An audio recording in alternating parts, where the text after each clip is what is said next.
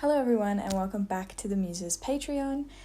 Today we're going to be doing a tarot deck review, but before we jump into that I do just want to say it is highly likely that the microphone currently is picking up the hum from my upstairs neighbour's air conditioner, so I'm really sorry if you can hear that through the recording. I'm going to try my best to hide it in the music, but I just wanted to let you know that that's what that noise is. You're not going insane.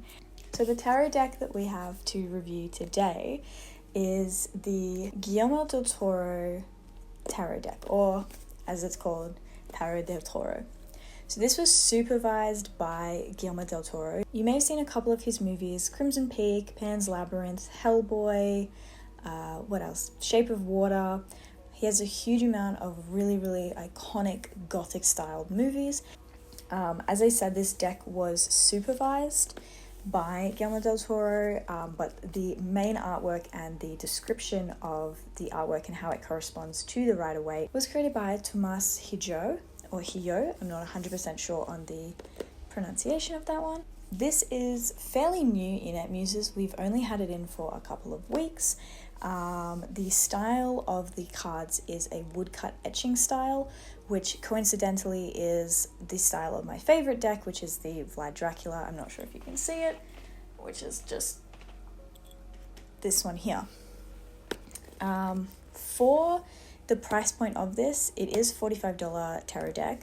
I will say that it is a far better quality than some of my other decks, which are slightly cheaper, around the $35 to $40 mark.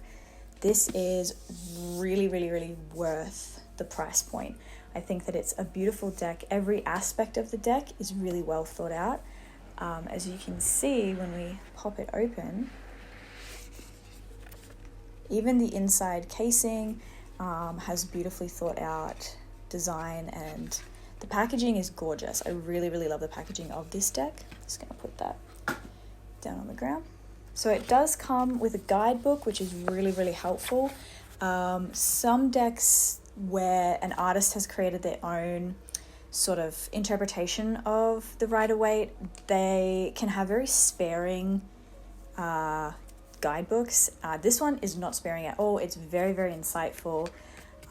It talks a lot about how the characters that they've chosen also correspond to the symbolism of the Rider-Waite. So you definitely feel, for the major arcana, you definitely feel like you're getting a really good description of how everything looks. I will say that I still, even though the guidebook is quite good, I wouldn't recommend this deck for a beginner. There are a lot of things that differ from the Rider-Waite in this deck, and if you're learning how to read the tarot, it's a really good idea to start learning from the Rider-Waite, just because every other deck that you're going to come into contact with is going to use that basic system. This deck, I would definitely put it in intermediate, or somebody who already owns a Rider-Waite and is comfortable and familiar with the symbolism and the meaning of the cards, and also what they look like without the stereotypical common Rider-Waite look. Because this guidebook only talks about the major arcana and the court cards. The numerical cards are literally just given one page, and the descriptions on this, I do think that they're very overview. They're not like, they don't go into in each card. A card that is number 9 is happy ending of the process, the harvest of what we've sown in a positive light. I wouldn't necessarily say that the 9 of Swords is a great card to pull for like reaping the good benefits of what you've sown, or that it is at all a happy ending card. So yeah, this is definitely not a deck I would recommend to a beginner. I think that you would really be throwing yourself or another person into the deep end if you were to give them this as their first deck. But the guidebook is really worth the read. It's very interesting how and why they've chosen particular things from the movies to represent particular cards. It does have Don Miguel's cross method in there as well. I love books that take a really interesting way of doing a reading. They don't just give you a Celtic cross. This is a really interesting way. It's very difficult the way that they're going to cut the deck and invert the cards, but we will be later on, I will be using the cards to do a reading in this manner, so you'll see that later on in the video. But it does tell you how to do a reading, it gives you examples, and what I find is really interesting about this is that it actually gives you the readings. So it actually gives you 3 real life readings and tells you what they mean based on this guidebook, which I've not seen in really any of my other decks. I've not seen a reading being broken down like this. So that was really interesting to read, to go through. Always recommend going through your guidebook and actually reading it. If it does come with it and it's good and informative like this, read it. It will teach you how to interview your deck. It will teach you how to get to know your deck, to know what the best readings you're going to get with that deck are going to be. So always read your guidebook. The actual cards themselves. My first impression when I got these out of the box was they were really beautiful. They were very, very beautiful cards. The color scheme is gorgeous. I really, really liked them. They're not gilt edges, which I also really like. I think that gilt edges, I'm very rough with my cards. I bend them, I shuffle them really aggressively. So gilt edges, which is what my other 3 decks are, they kind of end up looking a bit ratty by the end of it, you know? So I really like that these don't have gilt edges. The paper stock is really nice. The card stock, I should say, is really nice. But yes, as I said before, these cards do go off of they tangent off of the typical Rider-Waite. So as you can see here, we have the Valet of Blades. I'm not sure if that's in focus. So that's the Page of Swords. But that's what I'm saying is, like, it's also not explained in the guidebook why they've done Valet and why they've changed it to Blades. Most of these cards are not named after the Rider-Waite. So you have Blades, Goblets, Discs, and then Wands. Which, you know, is fine. A lot of my other decks don't have the same names. Like, it's not Pentacles, Swords, Cups, and Wands. They change certain things. The Vlad Dracul one, which is my favorite, it is Coins, Stakes, Swords, and Goblets. So, you know, again, that's not a problem. It just does reinforce why I don't think this is a deck for beginners. But the cards are, like, gorgeous. They're really, really beautiful. You even get a Del Toro, like, cameo with the Magician card. He is depicted as the Magician, the creator, all of that sort of stuff. So that's good.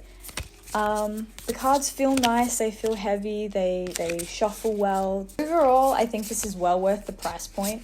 It's a really good deck, even if you're not a massive fan of Del Toro. I've only seen a couple of the movies that are depicted in this, but reading the guidebook, I was, like, blown away by how much thought and symbolism was placed in these cards. So I think, yeah, as long as you're, like, mildly interested in Del Toro's work, this will be a good deck for you. Overall, I would say that this it's really good. It's really nice. It's interesting artwork. The pictures, they have a lot to look at. So even though I've done a couple of readings with this deck, I feel every time I get a different card, I can really, like, read it and kind of decipher what's going on in it, which is really great. That's really wonderful. I wouldn't say that it has peaked my Vlad Dracul deck. I would still say that that's my favorite. But this is a very close, like, second. Very much so. It's really interesting. The artwork is beautiful. Gorgeous deck, I would say, definitely for somebody who has been reading for a while. Anyone who's a fan of Del Toro will obviously love this. And if you're a fan of Del Toro, you'll also probably have a closer connection to the cards and what they mean, because you'll have the background knowledge of the stuff that comes before it. So we're going to go do a reading with this, and I will show you the cards up closer. So this is the Don Miguel cross method. So the reader shuffles the cards and places them on the table. The querent, or the reader themselves, if this is a solo reading, will cut the deck in half. The reader returns the top half upside down in order to ensure that some cards can appear inverted and then reshuffles. The reader asks the querent to choose 4 numbers between 1 and 22. Starting at the top of the deck, the reader counts down 22 cards, removing those cards that correspond to the number the querent selected, and then places them in the following pattern. The numbers in the diagram above represent the order of cards pulled. Next, the value of the cards are added. If the result is greater than 18, the resulting 2 digits are added together. If any court cards are present, they will correspond to the numbers 11 through 14, starting with the valet, which is 11, the knight, which is 12, the queen, which is 13, and the king, which is 14. The reader then draws a final card by starting from the top of the deck, counting down the number of cards, using the sum from the previous draw and pulling that card. So it can be quite confusing to begin with. I certainly had to do it 2 or 3 times and read it through just to understand what it was talking about. But yep, this was my card pull for a general reading for the month of March.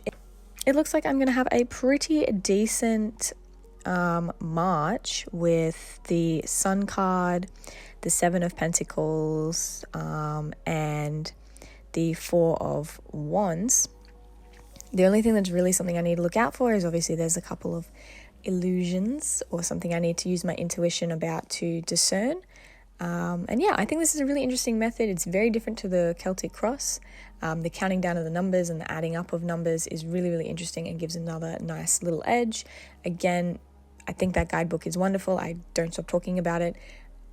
This is a really great deck and a really good way, easy way of reading.